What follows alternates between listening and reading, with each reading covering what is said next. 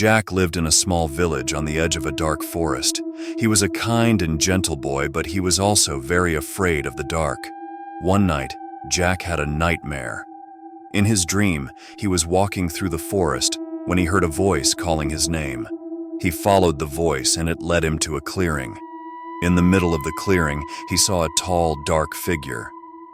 The figure was standing in front of a tree. It was so tall that it reached up to the branches. Jack couldn't see its face, but he could feel its eyes staring at him.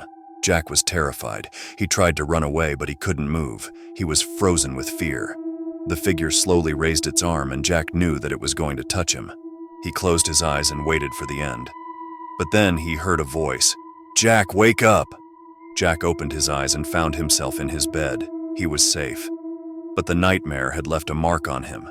He was still afraid of the dark, and he would often wake up in the middle of the night, sweating and shaking. One day, Jack was walking through the forest when he saw the clearing again. He stopped and looked at the tree. He felt a shiver run down his spine.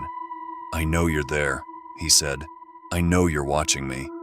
Jack turned and ran away, but he knew that the shadow would always be there, watching him from the darkness.